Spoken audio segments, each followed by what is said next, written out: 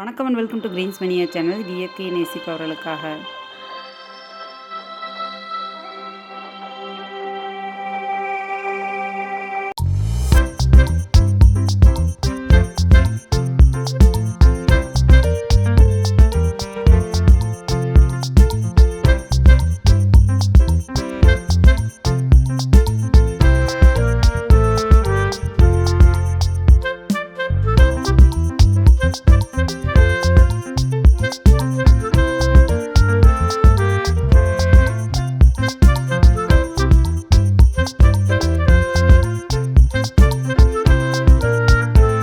நம்ம வீட்டு தோட்டத்தில் என்னென்ன காய்களெல்லாம் காய்ச்சிருக்கு, ஹார்வெஸ்டிங் இந்த மாதிரி விஷயங்களெல்லாம் இன்றைக்கி பார்க்க போகிறோங்க. இப்போ நீங்கள் பார்த்துட்டு இருக்கிறது வந்து சிறகு அவரை. ஒரு சிலருக்கு தெரிஞ்சிருக்கலாம், ஒரு சிலருக்கு தெரியாமலும் இருக்கலாம். சிறகு அவரைங்கிறது பார்த்திங்கன்னா விங்டு பீன்ஸ் அப்படின்னு சொல்கிறாங்க. பூக்கள் பார்த்திங்கன்னா இந்த மாதிரி தான் இருக்கும், லைட் ப்ளூ ஷேடில் வந்து இருக்கும். காய்கள் வந்து நல்லா நீளமாக வளரும். பார்த்திங்கன்னா உங்களுக்கு தெரியும். இதோட இலைகள் எல்லாம் பார்த்திங்கன்னா அவரை மாதிரி தான் இருக்கும். காய்கள் வந்து அப்படியே கொஞ்சம் சிறகு மாதிரி இருக்கும், அதனால் இது சிறகு அவரைன்னு சொல்கிறாங்க. இதை நம்ம வந்து சாதாரணமாக பொரியல் பண்ணலாம், கிரேவி மாதிரியும் கூட பண்ணலாங்க. ரொம்ப நல்லாயிருக்கும். குழம்பு வைக்கலாம், என்ன வேணால் நீங்கள் பண்ணலாம். எல்லாத்துக்குமே இது ரொம்ப டேஸ்ட்டான ஒரு காய்கறி தான். இதுக்கு வந்து பந்தல்ங்கிறது வந்து ரொம்ப முக்கியமானது. ஆனால் நான் வந்து தரையில் தான் வச்சுருக்கேன். பார்த்திங்கன்னா தோட்டத்துக்குள்ளே இந்த மாதிரி வந்து படர்ந்துருக்கும். காய்களும் இலைகளும் வந்து கிட்டத்தட்ட ஒரே கலரில் இருக்கிறனால நம்ம டக்குன்னு கண்டுபிடிக்க முடியாது. நம்ம அடிக்கடி வந்து தேடி பார்த்து கண்டுபிடிக்கணும். அப்போவும் வந்து நமக்கு தெரியாமல் வந்து ஒரு சில காய்கள் மிஸ் ஆயிரும். அதெல்லாம் பார்த்திங்கன்னா அப்படியே விதைக்கி விட்டுடலாம். சிறகு அவரையில் நிறையா வெரைட்டிஸ் இருக்குதுங்க. பர்பிள் கலரில் ஒரு சிறகு அவரை வெரைட்டி இருக்குதுங்க. அப்புறம் பார்த்திங்கன்னா நீல சிறகு அவரை அப்படின்ட்டு ஒன்று இருக்குது. அது ரொம்ப நீளமாக இருக்கும். இது பார்த்திங்கன்னா ஓரளவுக்கு மீடியம் சைஸில் இருக்குது. அது பார்த்திங்கன்னா நல்லா ஒரு அடிக்கு அந்த மாதிரி மேலே பெருசாக வளரும். ரொம்ப நல்லா சுவையாக இருக்குங்க. இது ஒரு நாட்டு காய்கறி தான். இதை வந்து கண்டிப்பாக எல்லோரும் ட்ரை பண்ணி பாருங்கள்.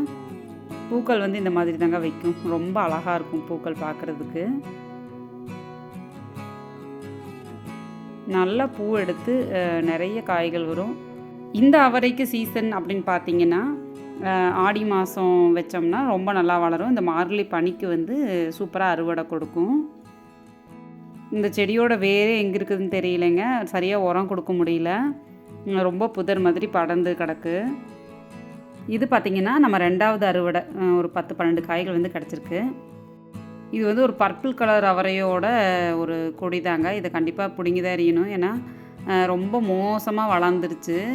கிட்டத்தட்ட போன தைப்பட்டத்துக்கு வச்சு இந்த வருஷமே வந்துருச்சு. எந்த காயும் காய்க்கவே இல்லை. ரொம்ப கோபமாக இருக்குங்க இதை பார்க்கும்போது. இவ்வளோ பெருசு வளர்ந்து எல்லாத்தையும் போட்டு அமுத்திருச்சு. மாதுளஞ்செடி, கொய்யா செடி இந்த மாதிரி எல்லாம் இருக்கிறதெல்லாம் அமுத்திருச்சு. நெக்ஸ்ட்டு இது பார்த்திங்கன்னா பூனைக்காளி, கருப்பு பூனைக்காளி வெரைட்டிங்க. இதை வந்து நான் உணவாலாம் எதுவும் பயன்படுத்தலைங்க. இதை வந்து விதைகள் கலெக்ட் பண்ணிவிட்டு நான் வந்து சேல் பண்ணிட்டேன் போன வருஷம். அப்புறம் இந்த வருஷம் பார்த்திங்கன்னா தானாகவே விழுந்து முளைச்சதுலேருந்து காய்கள் வந்து சூப்பராக பிடிச்சிருக்கு. இந்த பூனைக்காளி வெரைட்டி பார்த்திங்கன்னா அவ்வளோ காய்கள் காய்க்குங்க. எங்கே பார்த்தாலும் காயாக இருக்கும். அப்புறம் பூக்களும் அப்படி தான், நிறைய பூக்கள் கொத்து கொத்தாக வைக்கும். அந்த அத்தனை கொத்துமே வந்து காய்களாக காய்ச்சிரும். இதுதான் அதோட ஸ்பெஷாலிட்டி. இது வந்து குழந்தை இல்லாதவங்களுக்கு ஒரு முக்கியமான மருந்தாக வந்து பயன்படுது. இந்த கொட்டையை பவுடராக்கி வந்து பாலில் கலந்து சாப்பிட்றாங்க. அப்புறம் பார்த்திங்கன்னா இந்த மூட்டுவாதம் அந்த மாதிரி பார்கின்சன் அந்த நோயின்னு நினைக்கிறேன், அதுக்கெல்லாம் வந்து ஒரு முக்கியமான மருந்தாக பயன்படுதுங்க. சித்த வைத்தியத்தில் வந்து இது ரொம்ப நிறைய யூஸ் பண்ணுறாங்க. இதையும் சமைக்கலான்னு தான் சொல்கிறாங்க. நான் இது வரைக்கும் சமைச்சது இல்லை. கொஞ்சம் பிஞ்சாக இருக்கும்போதே வந்து நீங்கள் பறித்து எடுத்து சமைக்கலாம். முத்துச்சுன்னா உள்ளே பார்த்திங்கன்னா ஓடு மாதிரி இருக்கும். அது சமைக்கிறதுக்கு வந்து ரொம்ப கஷ்டமாயிரும். இது ஒரு பெரிய புதர் மாதிரி படர்ந்துருச்சுங்க. எங்கே பூ பூத்துச்சு, எப்படி காய் வந்துச்சு எதுவும் தெரியல. பூ பார்த்திங்கன்னா இப்போ கம்மியாக தான் இருக்குது. எல்லாமே வந்து காயாகி பெருசு பெருசாக இருக்குது. இலைகளும் பார்த்திங்கன்னா அவ்வளோ பெரிய பெரிய இலைகளாக இருக்குங்க. ஆனால் இதுக்கு எந்த ஒரு உரமோ எந்த ஒரு பராமரிப்போ எதுவுமே பண்ணல. தானாக விழுந்து முளைச்சி தானாகவே காய் காய்ச்சி அப்படியே காய்ச்சிட்ருக்குது.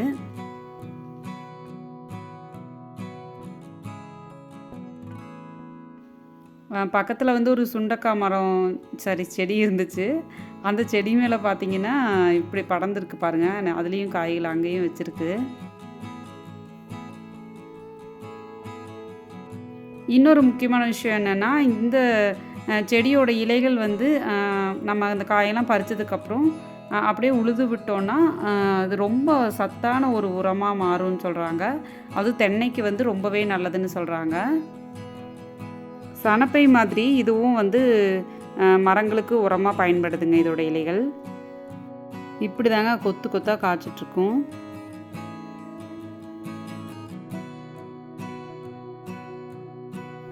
நெக்ஸ்ட்டு பார்த்தீங்கன்னா, இது வானம் பார்த்த மிளகாய் பர்பிள் கலருங்க. காய்கள் பார்த்திங்கன்னா நிறைய காய்ச்சுது. இது போன வருஷம் வச்ச செடி. 1 வருஷத்துக்கிட்ட ஆயிடுச்சு. பார்த்திங்கன்னா நிறைய பிஞ்சுகளும் பூக்களும் வந்து இருந்துக்கிட்டே தான் இருக்குது. அப்புறம் நம்ம வெண்டை, மிளகாய் இதெல்லாம் வச்சுருக்கிற இடத்துல பார்த்திங்கன்னா இந்த மாதிரி தான் களை இருக்கும். நான் உங்ககிட்ட ஆல்ரெடி காட்டியிருக்கேன். அடிக்கடி வந்து க்ளீன் பண்ணிகிட்டே இருக்கணும். இங்கே பார்த்திங்கன்னா ஒரு 2 ரோஸ் செடி வந்து வச்சுருக்கேன்.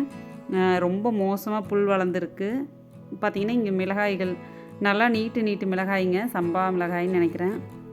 அது இருக்குது. அதுக்கப்புறம் பார்த்திங்கன்னா இந்த சிவப்பு வெண்டை ஒரு 2 நாள் வந்து ஊரில் இல்லாமல் வெளியில் போயிட்டேங்க. அப்போ பார்த்திங்கன்னா ஒரு 6-7 காய்கிட்ட வந்து ரொம்ப முத்தி அப்படியே வேஸ்ட் ஆகிடுச்சு. இதை வந்து சரி விதைக்கு விட்டுறலாம் அப்படின்ட்டு வந்து விட்டுட்டேன். வெண்டைக்கு பக்கத்துலேயே பார்த்திங்கன்னா ஒரு இன்சுலின் பிளான்ட் வந்து இருக்குது. யாராச்சும் கேட்டால் வந்து கொடுப்பேன். இந்த செடி வந்து நம்மளை ஆச்சரியத்தில் மூழ்க வைக்குங்க. அதோட பூக்கள்லேருந்தே வந்து செடி முளைக்கும்.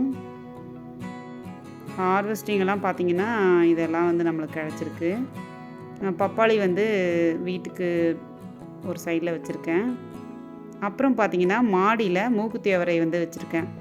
இந்த செடி பார்த்திங்கன்னா ஒரு டைம் இலையை கிள்ளினதும் அதுக்கப்புறம் எந்த க்ரோத்துமே இல்லைங்க. அப்புறம் காய்களும் கொஞ்சம் விட்டதுனால அப்படியே ஸ்டாப் ஆகிடுச்சு. ஒன்றுமே நான் சமைக்கல பெருசாக. ஒரு 2 டைம் ஏதோ பறித்தேன். ஆனால் பார்த்திங்கன்னா அந்த மாதிரி முத்தி எல்லாமே சரி விதைக்காக விட்டுட்டேங்க. அவ்வளோதான். இது வந்து ஒரு வெள்ளை கலர் பாகற்காய் செடி. அப்புறம் பார்த்திங்கன்னா தக்காளி. இது வந்து இந்த குட்டி தக்காளிங்க, காட்டு தக்காளின்னு சொல்லுவோம் இல்லையா, அந்த வெரைட்டி தான். குட்டி குட்டியாக வந்து நிறைய காய்கள் காய்க்கும்.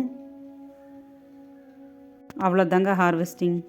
இந்த மாதிரி வித்தியாசமான காய்கறிகளெல்லாம் பார்க்க நம்ம சேனலை கண்டிப்பாக ஃபாலோ பண்ணுங்கள்.